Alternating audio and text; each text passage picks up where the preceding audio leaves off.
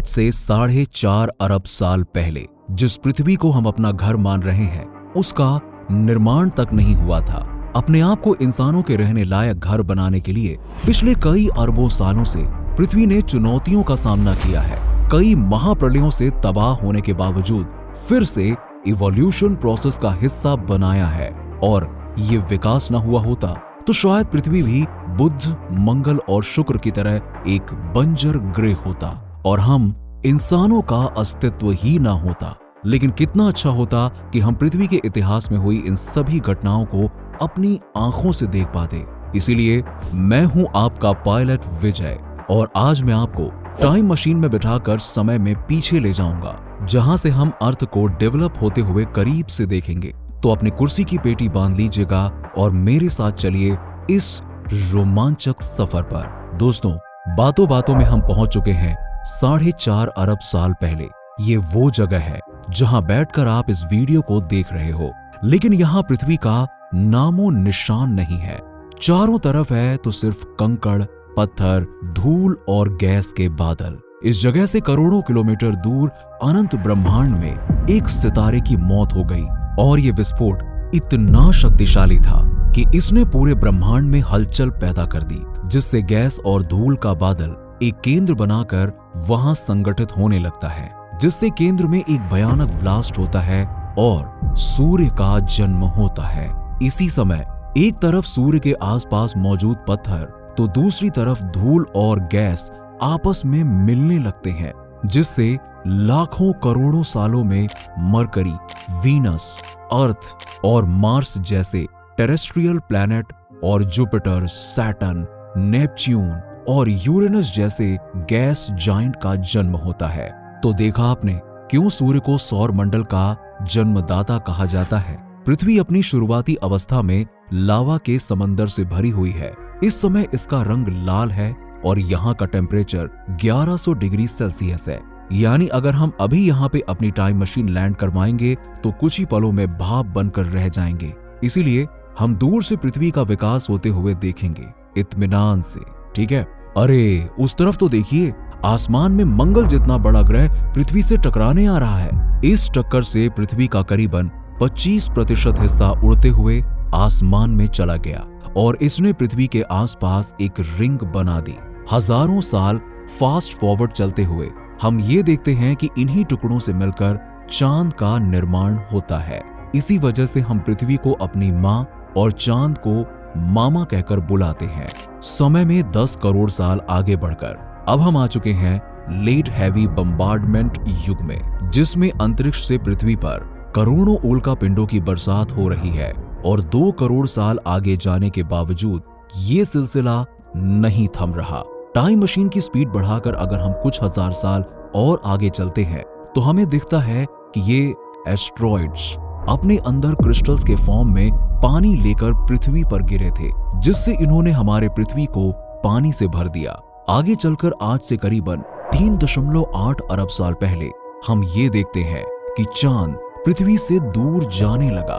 वहीं धरती पर जगह जगह ज्वालामुखी फटने की वजह से लावा ने वातावरण में धुआं फैला रखा है और जमीन ऊपर की ओर उभर रही है।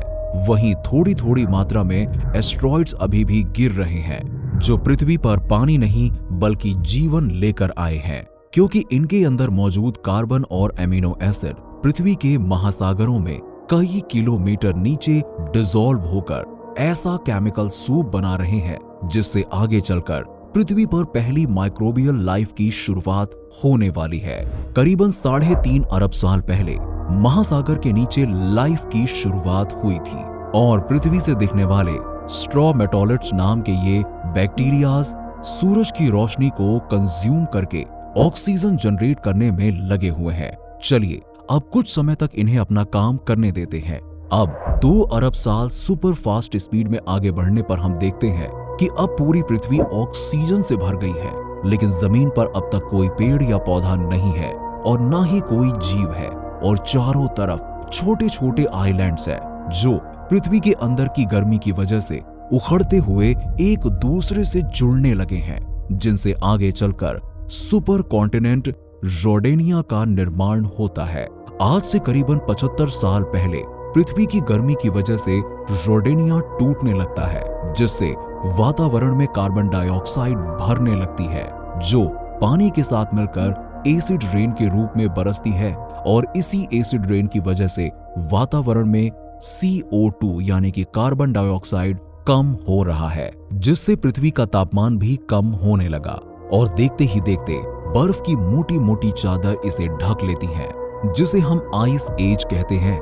इस समय हमारी पृथ्वी चांद की तरह एक्ट कर रही है, यानी जहां मौजूद बर्फ सूरज की रोशनी को अब्सॉर्ब करने के बजाय रिफ्लेक्ट कर रही है और टेम्परेचर कम हो रहा है। घड़ी के कांटे को थोड़ा और आगे घुमाने पर हम देखते हैं कि पृथ्वी पर मौजूद सभी ज्वालामुखी एक एक करके विस्फोट होने लगते हैं, जो वातावरण में बहुत सारा कार्बन डाइऑक्साइड रिलीज कर रहे हैं, जिससे पृथ्वी का तापमान अब फिर से बढ़ रहा है।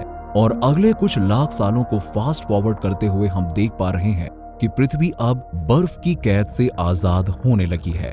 आज से करीबन 55 करोड़ साल पहले पृथ्वी के समुद्र में सिंगल सेल बैक्टीरियाज के अलग अलग कॉम्प्लेक्स फॉर्म में डेवलप होने की वजह से समंदर में अब हजारों अलग अलग जीव पनपने लगे हैं। दूसरी तरफ आसमान में ऑक्सीजन और सनलाइट के बीच में केमिकल प्रोसेस होने की वजह से ओजोन लेयर का निर्माण होना शुरू हो चुका है। समय में आगे चलकर हम देखते हैं कि अब समुद्री जीवन ने खाने की तलाश में जमीन पर कदम रख दिया। वहीं ओजोन से प्रोटेक्शन मिलने की वजह से पेड़ पौधे भी उगने लगे हैं। लेकिन उस वक्त के जीव और पेड़ पौधे दोनों आज के मुकाबले काफी बड़े थे। लेकिन फिर एक बार ज्वालामुखी का प्रलय आता है और कई जीव अपनी जान गंवा बैठते हैं। आज से करीबन 23 करोड़ साल पहले हम देखते हैं कि पिछले महाप्रलय में बचे हुए रेप्टाइल से पृथ्वी पर एक नई प्रजाति डायनासोर्स का जन्म हुआ, जो पृथ्वी पर मौजूद किसी भी जीव से काफी बड़े हैं।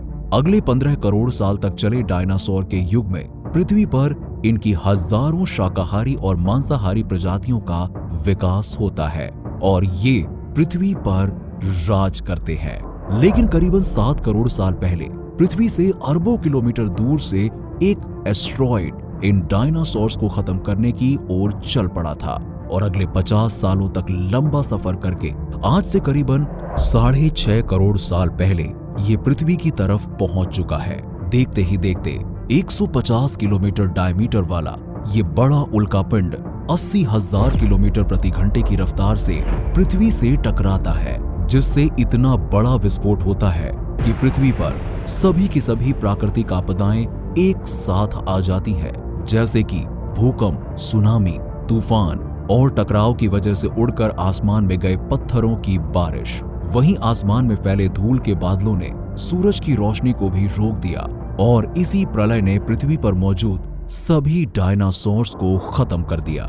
हालांकि बिल में रहने वाले मैमल्स हाई टेम्परेचर से बच गए, जो आगे चलकर हमारे पूर्वज बनने वाले हैं। खैर, इस महाप्रलय के बाद पृथ्वी एक बार फिर से खुद को संभालती है और इवॉल्व होने लगती है।